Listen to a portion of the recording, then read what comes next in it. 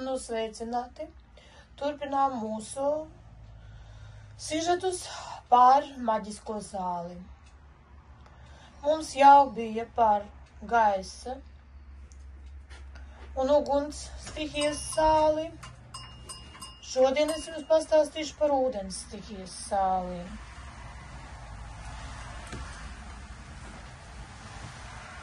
Ūdens stihijas sāls ir maģisks mājasījums, kas piesātināts ar ūdeni attīrošām un plūstošām enerģijām. Tas tiek radīts apvienojot dažādas sastāvdaļas, kas simbolizē vai rezonē ar ūdens elementu, piemēram, jūras sāli, ūdens augus, gliemežvākus un zilus vai zaļus kristālus.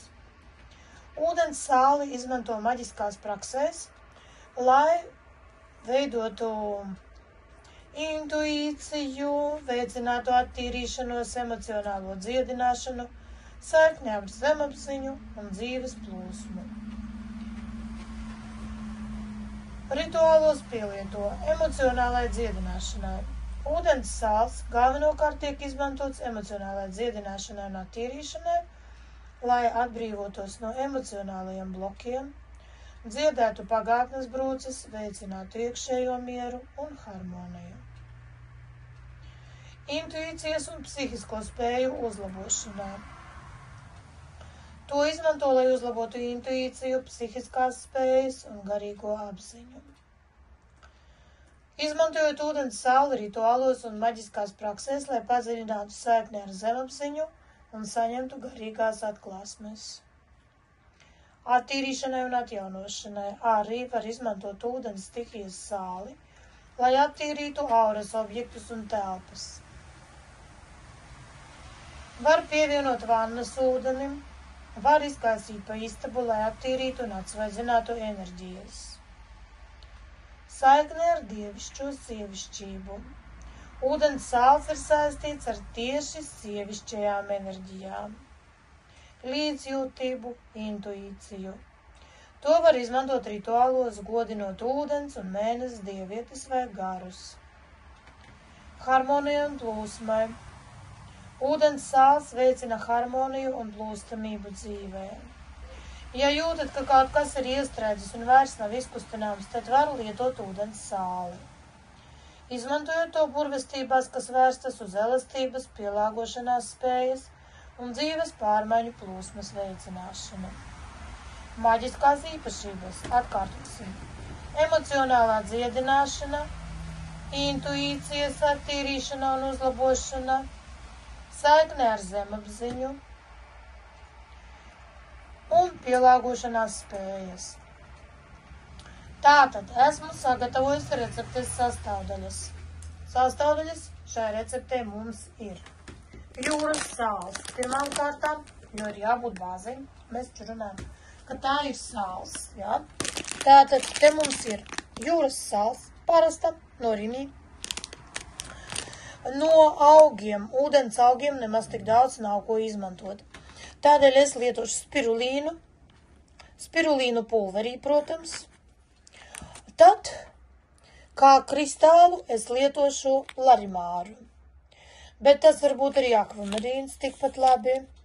Bet manā gadījumā tas ir Dominikānas larimārs. Atvests, jā, patiešo no turienes, tiešām oriģinālais.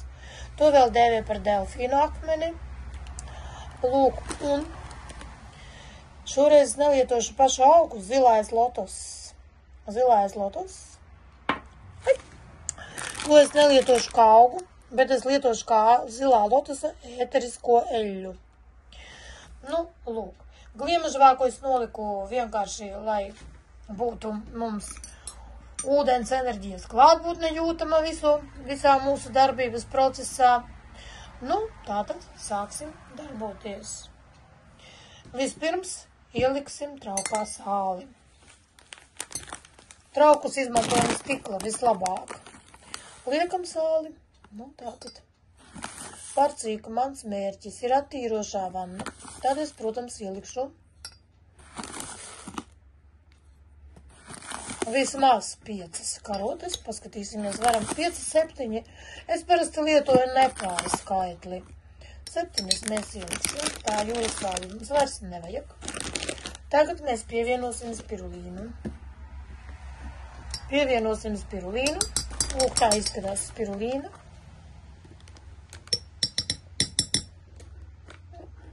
Pusotru karotīti.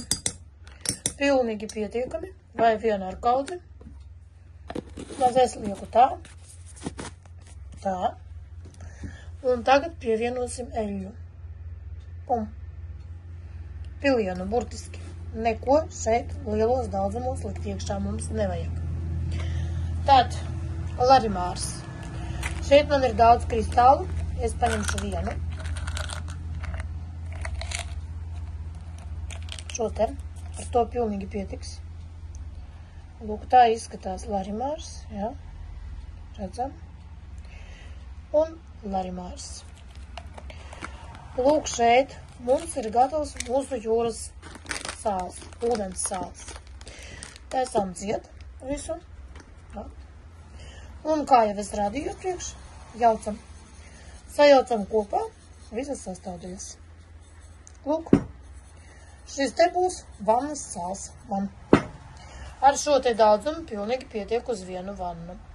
Šādi mēs izveidojam maģisko ūdens sāli. Glabājam traukā, ja, slēgtā traukā. Sausā vietā glabājam, jo zinām, ka sāls mitrumu uzņem sevi uz suds. Un vēl pie ūdens sāls ir viena lietā.